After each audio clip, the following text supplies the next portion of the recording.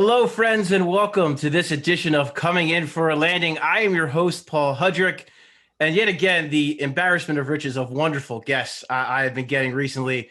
And this gentleman that you all in Philadelphia know very well, he's now out in Sacramento doing his thing at CBS.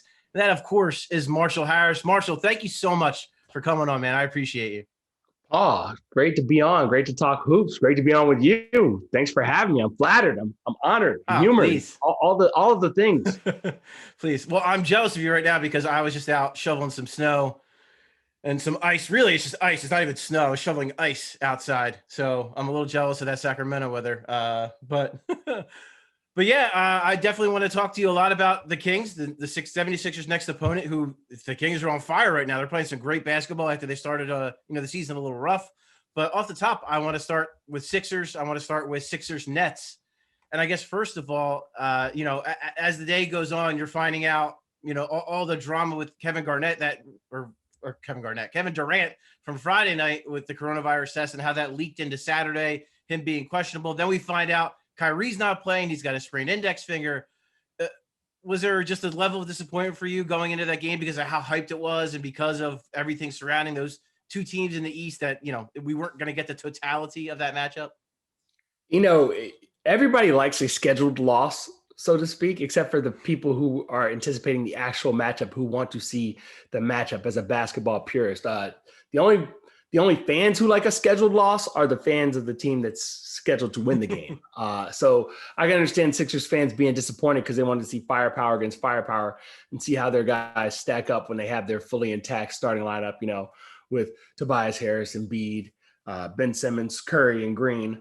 But yeah, you just got to take the wins when you can get them in a COVID season, when there's a pandemic going on, you just take the wins and you go. But yeah, of course I was disappointed. I wanted to see what they have, specifically with Kyrie. I think the Sixers defense has been so good all season to see how dynamic that offense can be. I mean, basically it's the greatest offense of all time when those three guys are playing. If you look at the analytics, the advanced analytics, like they're one of the historically, if not the historically best offense of all time, but also the historically worst defense of all time. So I was excited for like a 140 game in regulation. But no, I think if you're the Sixers, you're in first place in the East, you just keep rolling. Yeah, no, Doc Rivers has said, no one felt sorry for them when they only had 8 players and the Nuggets crushed them, or they went and played the Hawks in the following day with 9 guys. No one felt bad for them. So this is the way it goes. Every team's going to go through this or something like it throughout the season. It's just unavoidable. And so, like you said, I think I think you're right. Like you take the wins where you can get them.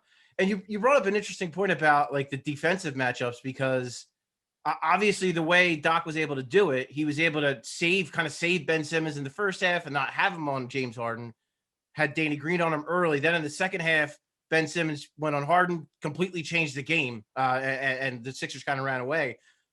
Can't do that when Kevin Durant and when Kyrie Irving are on the floor. So I would have been really curious. When you look at defensive matchups, you would have assumed, Ben Simmons would have gotten Kevin Durant. You would assume Danny Green would have gotten James Harden. So what Seth Curry would have gotten Kyrie, that matchup, that's one that they would have exploited. So it's going to be such an interesting little chess match, and just it's going to be so fun when they play each other. And like you said, historically good offense. I mean, they literally have, to me, the 2 best offensive players of the last decade on the same team, which is, it just doesn't even make any sense. I mean, obviously Steph Curry's in that mix too, but it just doesn't even make any sense how they could be that mind-bogglingly loaded with that firepower. And I was very interested to see if the Sixers defense would hold up, and of course to see how the Nets would hold up defensively against that team. But yeah, I want to get into the Kings a little bit because they have just been on fire. They've been playing some great basketball, just beat the Clippers on Sunday, after a really rough start. And, I'm just curious from your end, what you're seeing, what kind of Luke Walton has found. Obviously Rashawn Holmes, former Sixer, playing excellent. But what has kind of been the thing that's kind of worked out, and what's kind of led to this momentum they've had recently? Well, we just talked about how COVID has affected so many different teams in so many different ways. The Kings have kind of been unscathed by that during the regular season. They've had their guys for the most part. So I think that's been a big step. They went through a stretch where they lost 9 of 11 games, right? And They were lucky enough that a Sunday, Monday back-to-back at Memphis was postponed when Memphis was going through all their stuff. It was supposed to be the start of a 6-game road trip, right? So those games are postponed. Not only does a 6-game road trip east become a 4-game road trip starting in Orlando, but the extra 2 days afforded them 4 straight days without a game. They really got in the gym and got back to fundamentals as far as practice, because that's the other thing. During this collapsed COVID season, you don't have time to practice. But the Kings really got in there and got practice and showed immediately better defense. It started with their last home game before that 4-game road trip against the Knicks. Hey, that's a team you want to play because the Knicks offense is so bad and dysfunctional if you want to get your defense right, you know? A sort of Meals on Wheels, if you will, coming to the Golden One Center to get them all better and feeling better about themselves. And they went out and they played well on the road trip. They went 3-1 on the road trip. Their only loss was a 1-point loss against Miami, a game that was Jimmy Butler's return from his COVID-19 health and protocols issues. And they lost by 1 point, a game they could have won, came down to the last shot. And then they've won all the other games since. They've won 7 of 8. The last time the Kings won 7 of 8 games was 2006. It's also the last time the Kings made the playoffs. They have the longest streak of years without a playoff appearance. And if they don't make the playoffs this year, they'll actually tie the San Diego Clippers for most straight seasons in the NBA all time without a postseason appearance. So they really got right on the defensive end. And then De'Aaron Fox he's taken that year 3 leap. And it's been wild. I mean, not year 3, year 4, but like, it's been wild to see him become an all-star level player over the course of the last 2 to 3 weeks. He dropped 43 on the Pelicans. He dropped 38 on the Pelicans. He dropped a game high 36 just on Sunday against the Clippers. Remember that Clippers game, by the way, that was a back-to-back. They played twice in 24 hours. They played at home against the Nuggets, absorbed Nikola Jokic's 50-point performance, and then went on the road down to LA and faced a team without Paul George, granted, but they were able to find a way to win. And they were like, Kawhi, it's not going to be you. Harrison Barnes played excellent defense on him, held him to 20 points. The Kings, they're just playing better defense. They've been able to score forever and ever. Literally last year, they had no problem pushing the pace and scoring. 2 years ago, when they kind of made they went 39-43 and came close to making a run. Amon Shumpert was on the team and he nicknamed them the scores. They score, but now they can play defense. And I'm not saying their defense is great. I think they still have statistically the worst defense in the NBA because that's how bad their defense was beforehand. Those numbers still linger. But they're playing both ends of the floor. They're playing as a cohesive unit.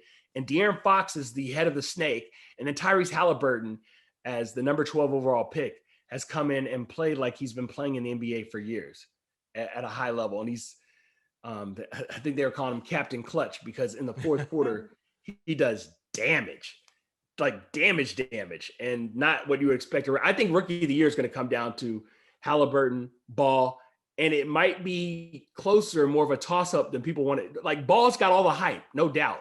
Right. He's on a Hornets team where you think if they make the playoffs, he'll be the Rookie of the Year. But if the Kings make the playoffs and Haliburton is just so efficient, then he's going to have a case.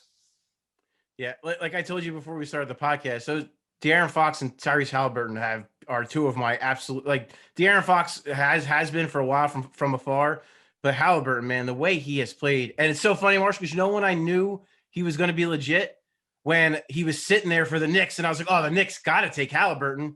Boop, they don't take him. That's when I knew this guy's going to be good because the Knicks passed on him. But they got their second first-round pick right, at least with Quickly, because that kid looks like the real deal. But yeah, those two guys have been phenomenal, and I guess a couple different things I want to unpack. One, the practice thing, I think, is it can't be overstated because Doc Rivers has mentioned that many times. They've maybe practiced 3 times so far this season, like, in between games, not because he doesn't want to, but because they just don't have, the schedule just doesn't allow for it.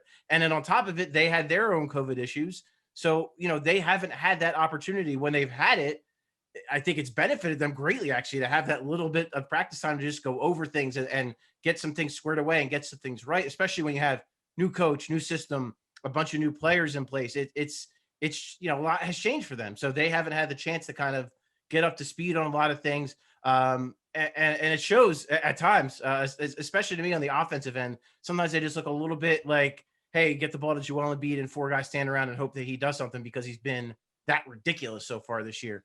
But I something that kind of, when you said that about the Kings, the last time they made the playoffs, 2006, Dave Yeager led them to their best record since then a couple of years back. And I'm just curious, obviously now he's on Doc Rivers' staff. He's Doc's top assistant. Doc talks about him a ton. Doc obviously loves him. What is kind of now that he's gone, now that it's like, what is like the legacy kind of Dave Yeager with Kings fans and with like that area? I think the big thing that stands out, the way he wasn't necessarily a player's coach. Mm-hmm. He's a good coach, no doubt, a good coach. He had a young team. He made the best of a situation, which, it's tough, man. I mean, they were in the hunt for a playoff spot at 39-43 for a while before they just faltered down the stretch. It's really been the story of the Kings the last 2 seasons. They made a huge run coming out of the All-Star break last year, right before the bubble situation, which got them into the bubble. And they were only, I think, 3 games out of a playoff spot with like 20 games to play or something like that. So, and they had all the momentum in the world. They were playing better. They had 3 meetings left with the New Orleans Pelicans, which was the team that they were chasing at the time. I think that was in the 8th spot before they headed into bubble mode. And they didn't get to play all those games. And then they got the bubble. Buddy Hield and Harrison Barnes have both had COVID-19, and we don't know the effects on like that getting them back up to speed. And they just fizzled in the bubble. And, they started off slow this year, but they got a bunch of new assistant coaches, and it's interesting to watch the transformation. But coaching wise, I think Dave Yeager did a good job. There was just only so much he could do with what he had. And, back then that's year 2 for De'Aaron Fox. Like, it takes time. People, especially NBA fans, got to realize it takes time for these kids to develop. Look who you're talking to in Philadelphia. Yeah. Well, so we've seen that firsthand. So I just think, Dave Yeager is a great coach. He'll be a head coach again, I'm pretty sure. But it just was a bad situation where Vlade Divac wanted his guy. Luke Walton was his guy. Luke Walton became available, so, he went and got his guy. Of course, Sixers fans, they love Vlade Divac for trades unmentioned in the past, pick swaps and whatnot withstanding. But yeah, Dave Yeager's legacy was one of turning things around. A lot of people were upset that he lost his job when they felt like he was going in the right direction. Their best record in years and years and years, even though they didn't make the playoffs. And just, I want to circle back around to De'Aaron Fox a little bit, and just what has been the difference with him? Like you just said, and I don't think anyone could disagree. He has been playing at an all-star level over these last couple of weeks. If he's not in the game, if there is a game, whatever, that's a whole other topic. But what has been kind of his? Is it just he's growing? He's getting these experience, and now he's just really figuring stuff out. Like, what has it been for him recently? I think he's played the same way the whole time. He just is smoother, slicker, more efficient in his movement. He's the quickest guard in the NBA. He can't be guarded one-on-one because of his quickness and his added ability and willingness to shoot the 3-point shot. Stop me if you've heard that before. Has really made him dangerous. In the win against the Clippers, I think he was 0 for 4 heading into the 4th quarter from 3. And then he hit 2 big threes on like back-to-back possessions that really kind of helped give the Kings the lead and then help keep the Clippers at bay. And then nobody could stay in front of him one-on-one. I'm so intrigued by this matchup against the Sixers because Ben Simmons is guarding him. I just want to see how it plays out. I don't think Simmons, can't guard him per se. It's just the quickness is going to get you from time to time because he's just so freaking slippery and quick. It'll be interesting to see how they guard him. If at this point, I would want to get the ball out of his hands. So running double teams at him when he comes across half court, maybe I like blitzing him.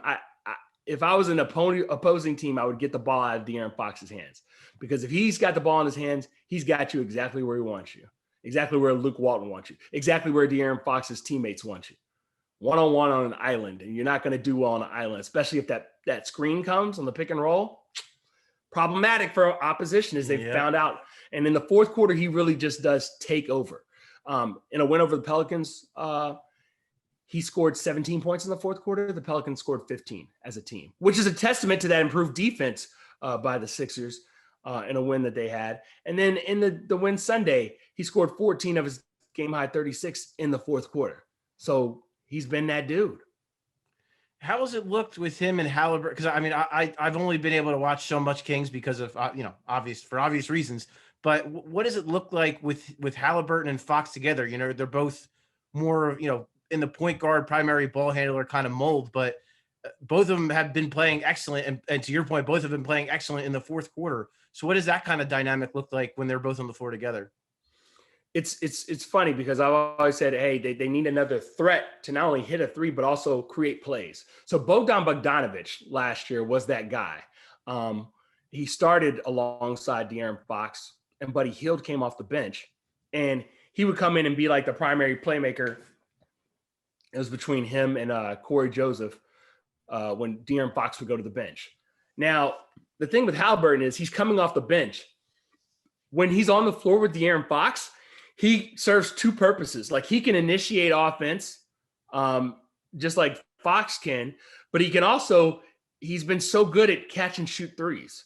I don't know what the number is, but it's over 40% he's shooting from three. And he's just like, he's a problem. Like, you can't shade off of him because he catches, he shoots, he makes it. Now you've given up 3 points and you're going back the other way, and their defense is set first and foremost, because it's very different coming off a missed shot versus a make. And Haliburton doesn't make mistakes. Like, he went the longest time and he had his assist to turnover ratio was like something like 8 or 9 to 1 as a rookie through his first nuts. Yeah. Couple of handful of games. And he doesn't turn it over more than a couple of times a game, if at all. I want to say yesterday in Sunday's game, he only had either 0 or 1 turnover. But he'll give you like 6, 7 assists, and he'll give you the regular assist, the hockey assist. He'll make the play that makes the play. It's everything you want in a guy on the floor with the ball in his hands, not turning the ball over and getting other guys in position to make plays. He's got a great set shot. He's got a nice little floater game. And he can get into the lane and then create drive and kick just like Fox can. And he's so long. He just causes problems on both offense and defense. He's got great cornerback instincts on defensively, where he just picks off passes, deflections, all of that. So he's tough, man. And he's a lottery pick, and he looks like a lottery pick, and he looks like a guy who's been playing longer than 23 games in the NBA. Yeah, there's a lot to be excited about if you're a Kings fan, man, with those two. I like I said, two of my favorite guys, and then you factor in how well Rashawn Holmes is playing. You factor in, just in general, how much better, like you said, how much better they're playing defensively. And it's a pretty exciting time to be a Kings fan. And if you're a Sixers fan, this is a matchup that maybe in the past you would have maybe looked at and been like, but now they're playing well, and they're at home, and the Sixers are starting a tough road trip. So it's going to be a hell of a matchup. It's funny too, because you're talking about the idea of Haliburton and Fox and having two ball handlers on the floor, and how that's really, it seems like it's helped Fox to have almost maybe take a little pressure off him. I would say one for the Sixers, I think having Seth Curry has helped Ben Simmons, because Seth Curry's better off the bounce than I think people give him credit for. He's not going to break down people off the dribble. He's not that kind of guy, but he can run a pick and roll. He can attack closeouts. He's got a nice little floater game. He can finish around the rim. So, I mean, that's not, but to me, like, people are talking about like trades and all that, like what I would want more than anything for the Sixers is another shot creator, either a guy you can play with Ben Simmons to start, or a guy you can bring off the bench. But to me, that is like their top priority. Now, the Kings are a team that probably doesn't have that to offer the Sixers, but one name that always comes up whenever we post something about, a backup 4 or a stretch 5, Sixers fans love the name, and almost a former Sixer, Nemanja Bjelica. And, he's out of the rotation right now for the Kings. So I guess on a couple of fronts, I mean, one, it seems like that would be a realistic thing. The Kings would have no issue moving on from him. And two, do you think it's worth it for the Sixers? Do you think he would actually help them? He would absolutely help the Sixers. The name of the game for them is spacing the floor for both Embiid and for Simmons to do work. He's a catch and shoot guy. He's got tremendous range. Like he's got that Steph Curry, Damian Lillard type. If I'm 3-4 feet behind the line, that's no problem. In the vein of really what more shooters are doing today is kind of testing the limits with their range, and Bjelica falls right into that category. I think he makes complete sense for the Sixers, but a guy that skilled makes complete sense for a lot of people. So I think the Kings are just going to hold tight on him until the offers start rolling in closer to the deadline, and we'll see where we're at. And it's funny that you say the almost former Sixer. I mean, do people remember what happened? Like he had agreed to a deal, and then Vladdy was like, Philadelphia, Marshall. They do not forget anything ever. Long memories. So I wonder what his reception would be like. Now it's different because there's no fans in the stands, but I wonder what his reception would be like in person at the old Wells Fargo Center. I'll tell you what, though, I get whenever, because that's been the biggest thing. I think a lot of fans are really pushing for an upgrade at the backup four, an upgrade over Mike Scott. Obviously, the guy everyone wants, PJ Tucker, which, of course, who wouldn't want PJ Tucker? He's such a versatile, such a strong, good, winning basketball player. But then the next thing that comes up is Bjelica all the time. So I think fans would be pretty excited to have him. And like you said, because he can shoot the ball so well, he's a pretty skilled offensive player too. Like if you put him, he's a good passer. He'll keep the ball moving and all that. He doesn't need a big role. He'll fall kind of in line with, the Shake Miltons and those kind of guys and kind of just play a role. So yeah, I would be, if the Kings were willing to do that, I would certainly, if I'm the Sixers, like, I don't know what it would take. Maybe a second round pick. I don't know where his salary is, but I imagine maybe they could use the trade exception that they got from the Al Horford deal on him. So yeah, but is there anyone else on the Kings that you could think of that maybe would make sense for the Sixers, or do you think that's really it because Belly's kind of out of the rotation and they're winning and they're going to keep trying to win? It's so funny because before they won 7 of 8, for me, the obvious answer would be like the starting 2 guard for the Kings, Buddy Hield.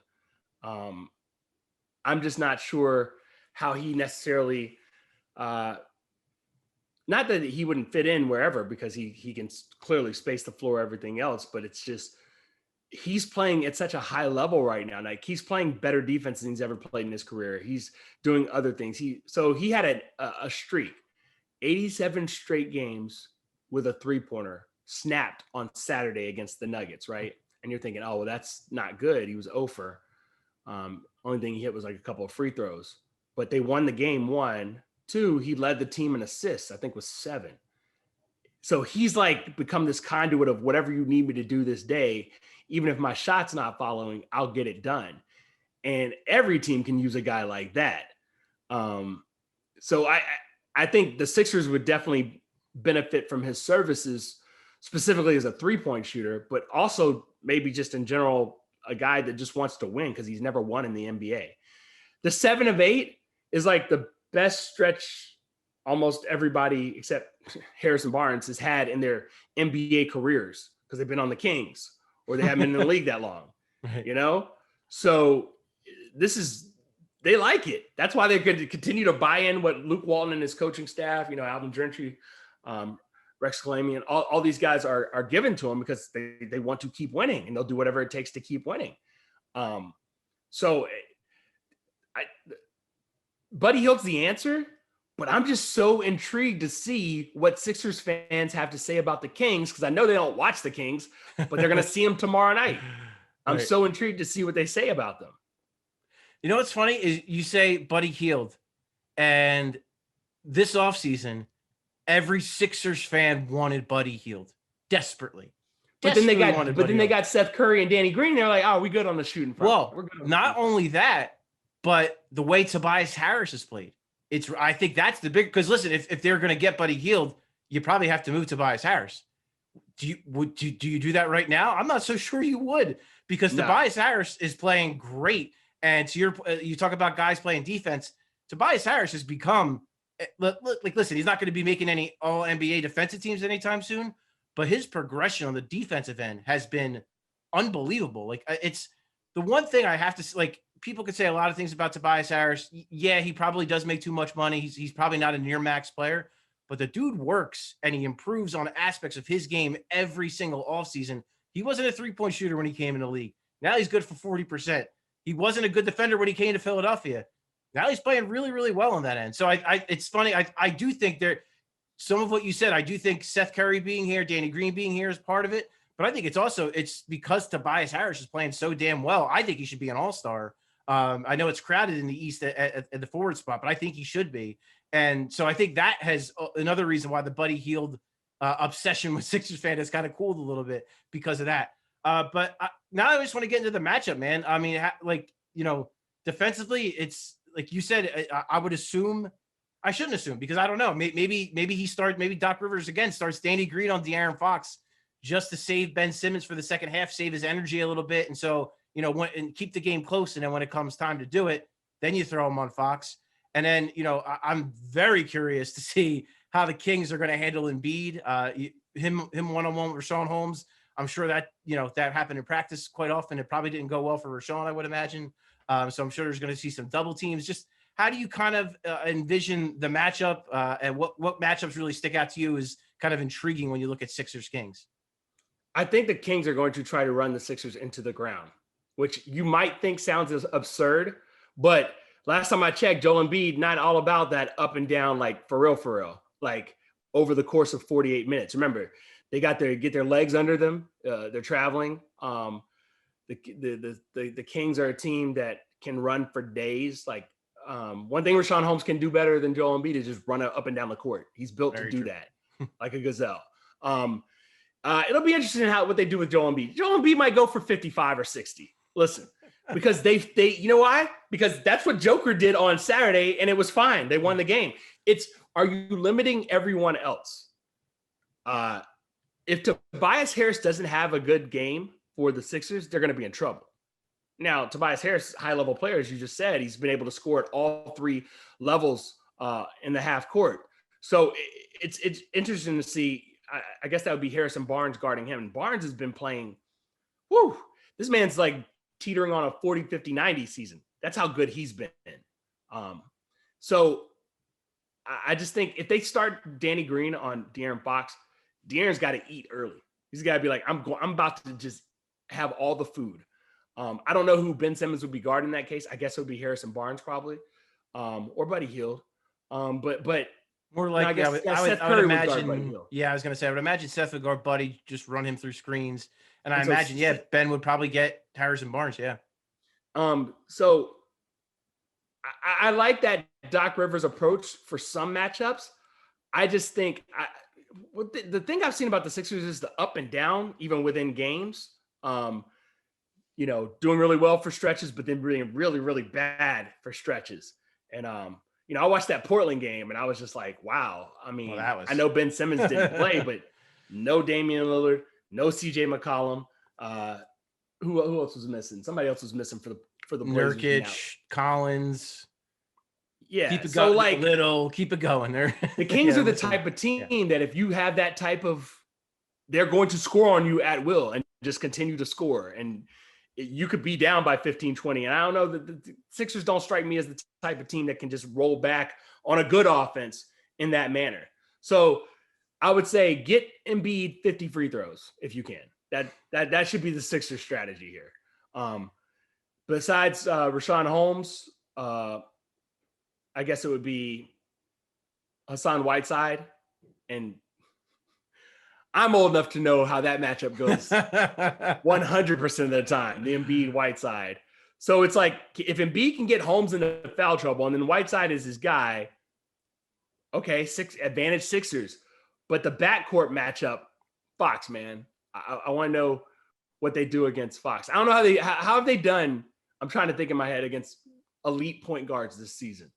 Because the pick and roll is what gives them issues. Especially Colin Sexton destroyed them when they played Cleveland earlier this year. So those kind of guards typically like Fox especially if they can hit that little, if you can hit that little floater and kind of keep Joel Embiid at the rim and keep him there. Like, yeah, you could do De'Aaron well. Fox has a great pull-up game because he's so quick. That step back game is like, I'm within 5 feet, now I'm 7 feet, and it's on.